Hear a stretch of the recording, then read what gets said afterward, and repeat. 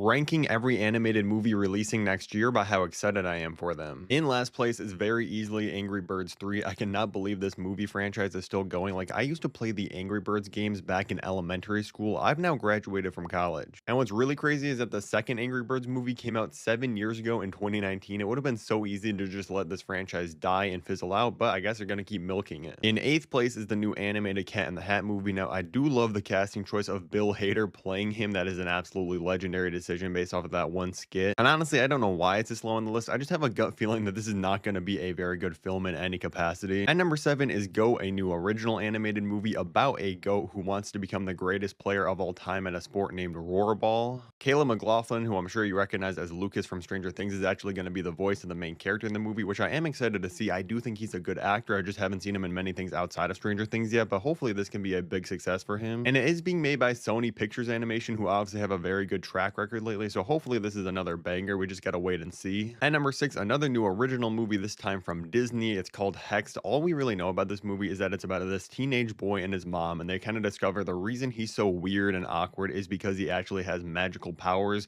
and it opens him up to this whole new magical world. Now again, it's kind of hard to judge this movie because we don't even have a first look or image of this film or anything like that. All we know is what I just told you about it, but that does kind of sound right up my alley. I love stories about magic, and I feel like Disney animation is on a bit of a comeback tour lately. Zootopia 2 was just incredible, so hopefully this movie can be really good and get Disney Studios back to form. At number 5, we have Pixar's new movie Hoppers, which is essentially like the same story as Avatar, where the scientist learns how to transfer her consciousness into the mind of an animal, this time a beaver, and the trailer even makes a joke about how it's so similar to Avatar. Now I'm not gonna lie, the trailer doesn't really do anything for me. I'm not even loving this animation style particularly, but I'm kind of just putting my faith in Pixar as a whole here. They have been very consistent for so many years in a row, and I hope this is another new original property that can get off the ground so we don't have to rely on so many sequels going forward. And before the top 4, make sure to drop a quick like and follow on this video, and let me know what animated movie you're most excited for next year. At number 4 is Coyote versus Acme. This movie is finally going to be getting a release date. This is like a hybrid animated live action movie, obviously with Coyote from the Looney Tunes, which I grew up watching the Looney Tunes. I'll always have a soft spot for them in my heart. Now, if you don't know the story of this movie, pretty much Warner Brothers was going to use this as a tax write-off and just never release the film,